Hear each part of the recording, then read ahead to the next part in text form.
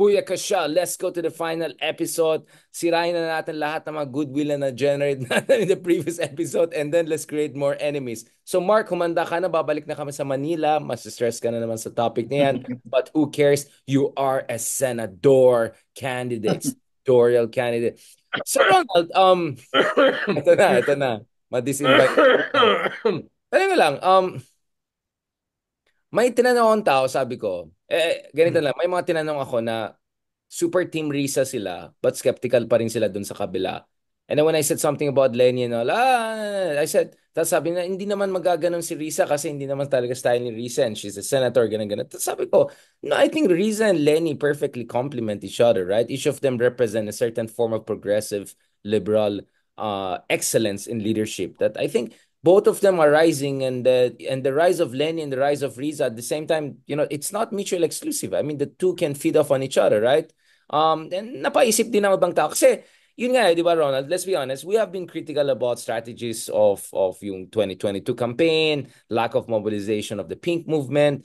But at the same time, Ronald, I don't know how active you're online, but based on the reaction I'm saying, napapaiyak yung mga tao, natutotga sila, the one that got away, nagme-melancholy and all. Sabi ko, well, hindi pa naman tapos ang laban. I mean, Lenny's still around, she's still young, who knows, she can run again. And marami naman nag-react, hindi, Team Risa na. Sabi ko, well, best you can have, why the more the merrier na rising women, strong women leaders, diba? Why not?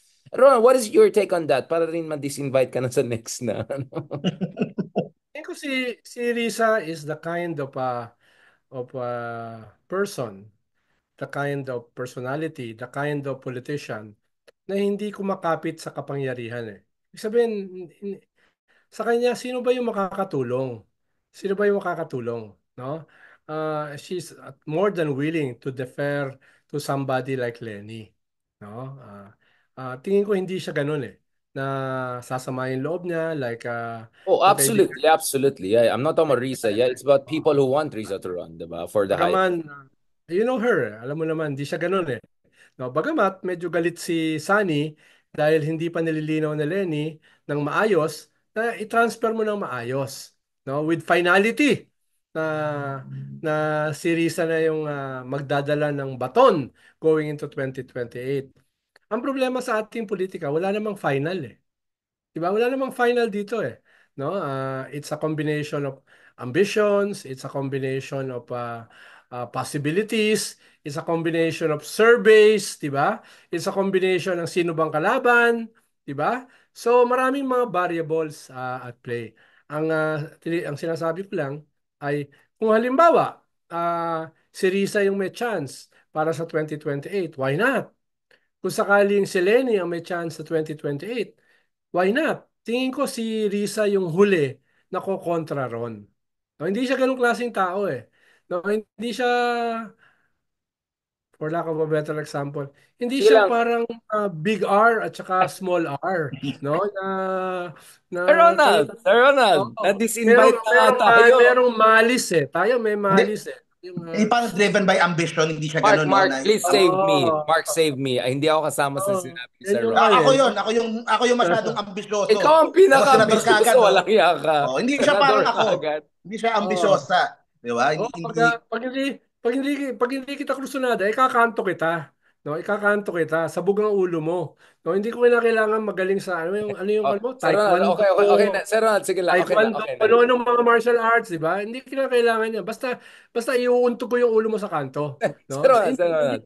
Baka hindi ma ganun si Risa, no? baka magising si Bato. Medyo nagpapahinga si Sir Bato. Medyo sarap buhay. Baka magising si Boy Silly. Si Urge. Yung yung urge natin. No, no, no. Okay, ako naman kasi, I don't know, Ronald, you can say, eto ka na naman, Richard. Diba? I was saying, may part of me is thinking, yeah, I'm open to the idea of any of them running because you're absolutely right. If you look at Lenny's answer, she said, syempre, tututukan ko yung Naga. But at the same time, she left it open. If down the road, if there is really a clamor, I think she's open to run. Really, per surveys, at least top three shot. I mean, can you imagine a situation whereby the Dutertes are completely eliminated, right, Mark? Imagine, it's not impossible na ang mga Dutertes ay talagang pabaksakin, no? Let's say talagang the perfect storm comes, Mm. wasak sila. it's not impossible for people who are very popular at some point to be completely unpopular. Alam na alam ni Ronald yan kasi your boss used to have a 70-80% approval rating. And then the next thing you know, things have come. So you can, medyo fickle ang, public sentiment is very fickle, especially after 10 years. So in a scenario that Sara collapses and completely withdraws from the race, and good luck with Basta running for president, mukhang mayor pa lang hirap na. That opens the field, right? Suddenly the field is very open. Yes. Martin Yes. Romualdez, Rafi Tulfo, Risa. Yes. That, I think once Yes. Sara is taken out of the equation, 2028 is Yes. completely open. Discussion, right? Yes. Kung halimbawa, ma-impeach si Sara, tapos yung kanyang kaalyado at You saka won't be yung able to. ay either makulong dito or mapunta sa ICC, no? Wala na, hindi na variable, hindi na factor yung mga Duterte. Yeah, she'll be So, disqualified from running for office. Hindi na ipapasa no? Hindi na ipapasa kay permanently. Basta Bongbong is not. He doesn't have it. I think, Mark, we have to be realistic. Wala. Hindi nga siya mananalong mayor eh. No, hindi nga siya mananalong mayor sa Davao eh. So mag-open talaga yung fields. Sabi mo nga, Big R. Ngayon, on the horizon, baka may mga sumulpot na white na black swan. No? Hindi lang yung nakikita natin ngayon. Usually kasi Ronald Villamas. usually kasi history has a way of playing tricks sa taas eh. Yung hindi mo inaasahan. Like Pinoy. No? Kahit ako, close ako sa kanya, never expected him to be a presidential candidate or even a president. Di ba? So mga ganun ba ng mga bagay? May mga ganyan na nangyayari na handa tayong ma-surprise ng kasaysayan. Minsan kasi the well-laid plans of mice and men never happen eh. Di ba? Sir Ronald, talagang poetic ka. Na-intimidate talaga ako sa'yo. Na Oxford man ka talaga ngayon, Sir Ronald.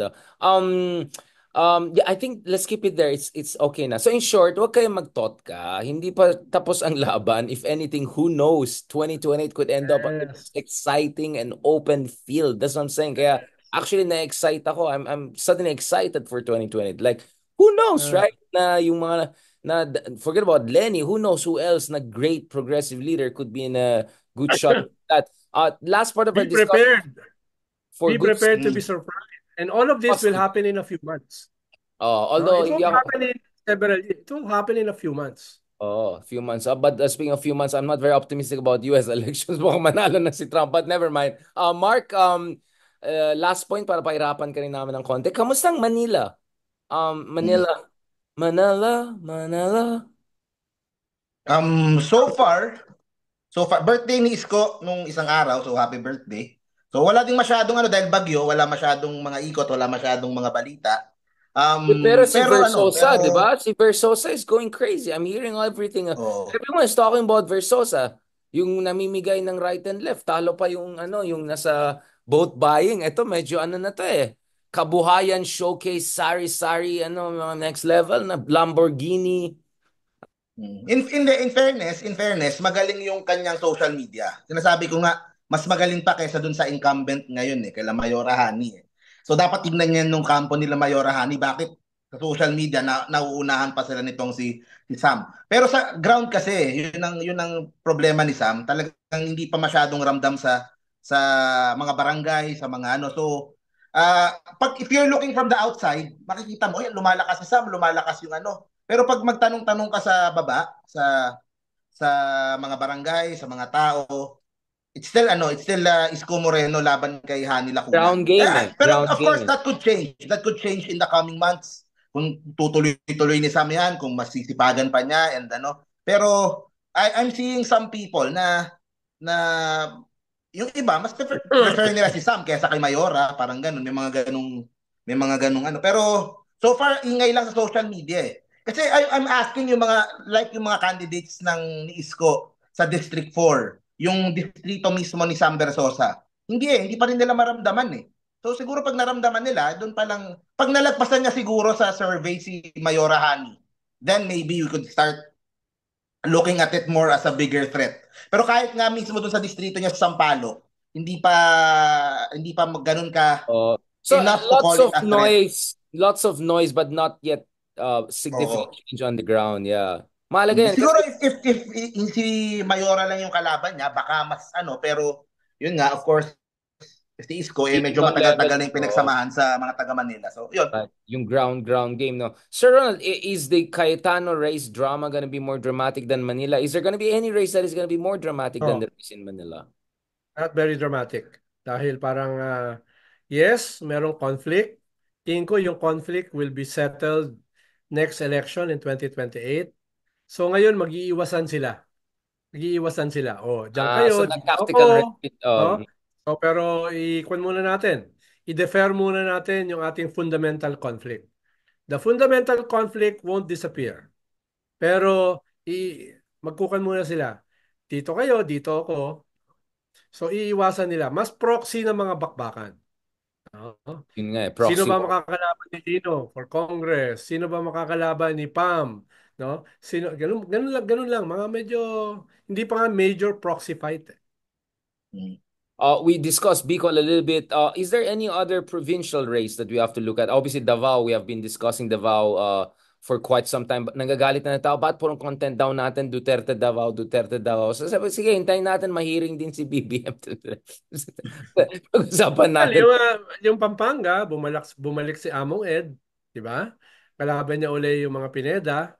Although, I tingin ko it's very uphill yung laban niya. Vice Iba yung yung, tinakbo na niya, no? Vice Governor muna ngayon. vice. Iba yung kanyang unang laban eh. Yun, talagang punong-puno ng optimism, punong-puno ng energy, no? Pero after noon, wala na eh. No? Parang si Padaka sa Isabela, nung una siyang lumaban, punong-puno yun eh. Pero nawala na eh. So, I doubt kung yung, sana, ako, I would wish them luck. Pero sa basa ko sa ground, at saka sa usapin ng mga variables in terms of winning, parang medyo mahirap. May nagtatanong ng Laguna, nakasampung text na. Is there anything going on in Laguna that worth discussing? Yeah, exciting yung race. Yeah. It's a four-way race. Kasi yung asawa nung incumbent, si Yeah. Hernandez, yung babae. Tapos kalaban Sama. si Elvis, si Idol. Dan, si Dan Congressman Fernandez. Dan Fernandez. Tapos Tapos si Sol Aragones. Sol Aragones. And yung Vice Governor, I think Agipay, kung hindi ako nagkakamali. So it's a four-way Yan race. man, hindi yan mga pushover Hindi Grabe, yan yung mga tambak. bigatin pala yung Laguna. Sorry, Hindi yan sorry. yung mga tambak tapos may isang clear winner. Dahil una ay malalim din si Dan Fernandez dyan at meron din siyang enough resources. Siya ay National Unity Party ni Ricky Razon. So bubuhusan din yan. No? Si Sol Aragones, malakas din yung kanyang latag sa Laguna. At syempre, yung incumbent, bubuhusan yung kanyang asawa. No? So hindi kanya hindi pag unang tingin, hindi ibig sabihin na clear yung mananalo. No? Kanyan, kampanyahan yan. And what At about Cebu? vote rich ang Laguna. Isa Yes, yan sa pinaka-vote absolutely. rich ng mga probinsya sa Pilipinas. At Um, hindi lang vote rich, punong-puno ng resources. I mean, let me connect this a little bit to Davao, but in an interesting way. Can we say, Ronald and even Mark, no, to a certain degree, was your reading? Can you say the Remulias are emerging as one of the most powerful, if not the second most powerful dynasty now? I mean, I could put the Remulias above Duterte's easily Of in the pecking course. order, Yung right? first time na dalawang magkapatid nasa Exactly. cabinet. And At two cabinet hindi lang nasa positions cabinet. Hawak ang DOJ tsaka and the DILG. ILG. I mean, Ngayon you ako cannot get nakakita niyan, ha? Ngayon ako nakakita yan. exactly next level to, no? Kaya hindi lang sila powerful sa Cavite.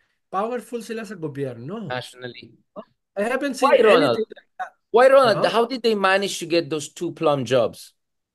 Because of delivering during last elections? I mean, what's going on there? Tingin ko partly, pero baka they were at the right place at the right time. Baka they have the right connections, no? At also yung projection. Dahil ang projection siguro ni John Vic is a good local leader, no? Of course, that's not entirely true. Pero it doesn't matter. It's what the boss, what the president thinks, no? Yun yung kanya. I'm sure there are other better, no, people who could run the DILG or the DOJ. But it doesn't matter. No? They might have been there at the right place, at the right time, with the right connections, no? Yeah. Yun. But they have been angling for this kinds of position for quite some time. Panahon pa lang ni Digong, no? For quite kingmakers, positioning themselves during elections. Mark, what is your read of this? Gwapong-gwapo ba ang mga Remulla brothers nowadays? Quite an interesting turn of events, no? And yung yung buong Cavite, 'di ba? Parang isang probinsya pero lahat ng ilang, 'di ba? Yung senador nila, you have the Tolentinos, you have the Revillas, ilang congressman meron yung mga Revillas diyan, pati yung mga party list nila, ilang. So, parang ang laki ng concentration ng power dun sa single province eh. Siguro dapat tingnan din ng mga ibang probinsya eh, na bakit parang lahat doon napupunta sa probinsya na yun, ba lahat ng resources ng karamihan ng resources ng gobyerno puro sa kanila napupunta. Yun So nga, talagang unprecedented nga itong sa mga Rimulya. very powerful, no? I mean, the thing with Tulfos is that for everything we've been saying about the Tulfos, they don't have the base, the whole province base, no? Big province base at the Remulla. Yes. So they have both national and local base. Lakas eh, grabbing. So the Remulla brothers are now well ahead of the Tulfo brothers. I could even argue that even if 2 or 3 Tulfos make it to the Senate, iba pa rin eh. You have a whole base, a whole province as vote rich and developed as Cavite, no? That's quite something. Is there anything we can discuss about Cebu? Do we know anything about Cebu? What's going on there, Mark? Any idea about Saturated na yung Cebu eh. Wala namang Yun nga bago eh. ron eh. It's dominated by Frozen, no? Garcia. It's a frozen politics. Wala lang kwan yan. Walang susulput yan. Sino ba naglalaban? Garcia din, di ba? Oo. Kapatid din ni Gov, tama ba? Yung isa tapos against kampo nila Rama, tama ba? Hindi ko na nasusundan masyado eh. Sa probinsya, halos wala na yan. Tapos na yan. Yeah. Sa Pero sa mayor, Cebu City, Cebu City, mahihirapan na rin, no? Dahil suportado ng governor yung kanyang pinsan. Yeah. No? Yung pinsan pala. Oh. paborito niyang pinsan. Tapos permanently disqualified si Rama. So, sinong lalaban, no? Si Tommy Osmeña tumatakbo as vice mayor, no? With a mayoral candidate na parang wala naman tsansa. No? Yeah. So, ang magiging dyan will be the small things, no? Councilors, no? Yeah. Provincial board. Meron yung mga labanan. So, wala masyadong mangyayari sa Cebu. And last, of course, my hometown Baguio City. Interestingly, I've not been as updated on things on back home, but kausap ko si Mayor Magalong just the other day. Obviously, he thankfully dropped by Lola's. Thank you very much to the good mayor. Nakikinig daw siya, Ronald, sa show natin, Mark. Yung the good mayor. Ronald, para hindi ko naman gusto maging persona non grata kay sa Baguio, but sa Ronald, anong basa mo sa nangyari sa Baguio? Hindi ko alam yung mga kwan ngayon dyan mga surveys kung meron, no? Pero tingin ko ay malakas pa rin si Mayor Magalong. Although last election, medyo nag-narrow yung kanyang lead, no? At ngayon, maraming problema yung Baguio. At medyo may kaunting mga tama kay Mayor Magalong, no? Pero tingin ko not enough para siya ay mapalitan, no? What would be Although your advice to him if, let's say, he has the Senate or something of national in mind for 2028? How should he go out? What should he do in the next final race? Kayo ni Mark. well, last term na to no? Last term na niya. Kailangan gumawa na siya ng isang ng defining projects, no? Na kumbaga maaalala siya hindi lamang sa Baguio, kundi maaalala siya sa buong bansa, no? In a way baka yun ang gawin ni Lenny, no? Paano siya gagawa ng mga Good point. proyekto Very good point. which will be defining, no? Which will be defining. No? Sige, sorry. Nung the last time I visited Baguio, I think 2 years ago, I got the chance to interview Mayor Magalong noon. Ang ganda nung mga pinresent niya na na mga projects na parang kunyari yung sa Mines View, papagandahin nila ulit yung Burnham Park, yung mga parking buildings para doon na lang pupunta yung mga kotse instead of pupunta kaklag diretso sa Baguio.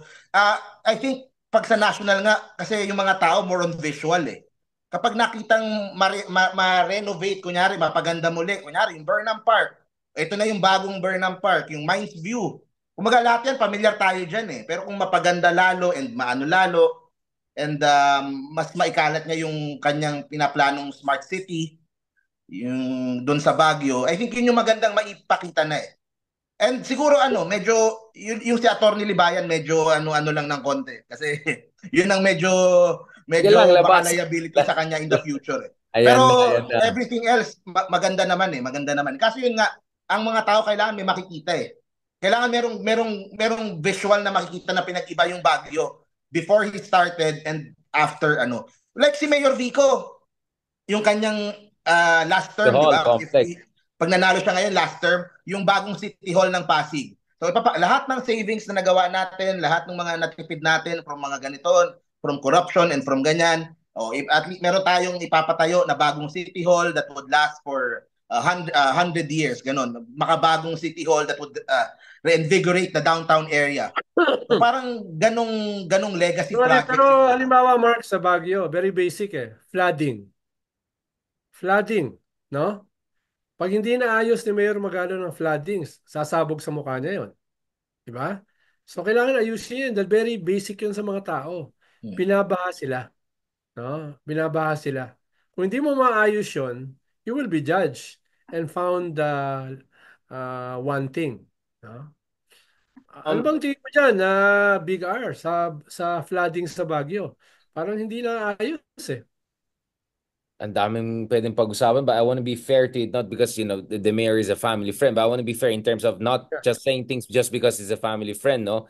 Yeah. So actually, I feel embarrassed that I'm not so updated about what's happening. Kasi I've been thinking about Magalong at the national level constantly, yung, mayors for good governance, yung mga ganon. I actually essentially recommended he'll team up with Vico Soto. I'm glad that those things are happening. I wrote something in favor of that. Ronald, I'm not trying to dodge the question because this is my hometown. And in fairness to Mayor, he always talks to me na, Richard, if ever you gusto mong sumabak, maybe you want to come back home and help, right? And take over once I have to move on. So in fairness naman to him, Kaibigan ko si Mayor. Halos everyday, nagta-text kami niyan.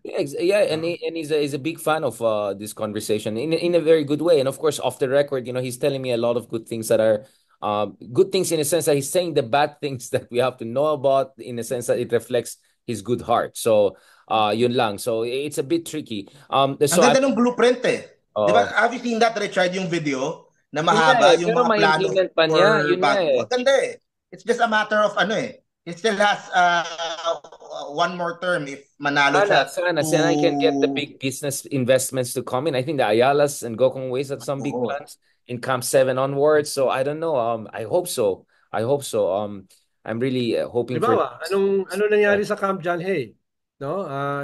yung Mukhang authority issue. hindi natuloy diyan yung mga business deals eh. No? Hindi natuloy diyan yung mga negotiations eh. So kahit papaano ay Daming nag-stall, Ronald. Daming nag-stall. tatamaan yung City Hall niyan, no? Na meron kang 6 years, what happened to sa 6 years? No? Na I know, Ronald. I know. Ronald, I'm feeling what Mark feels whenever I ask about Manila politics. I mean, like, now I know, Mark, how you feel. But I'm more embarrassed because unlike you, I'm really ignoramus on this. So I really feel bad. So I ask for it. But let's end on a good note. Vico Soto. Kamusta si Vico Soto? Kasi marami nagbabash sa kanya. Marami nagwe-weaponize itong mga manufactured fake news stuff about City Hall expenditure. Mark, how do you assess Vico being a bit more bardagulan type? Medyo hindi na siya yung nice boy na. Medyo naging RRM style na siya. Naging big R na siya. Ay, small R na siya.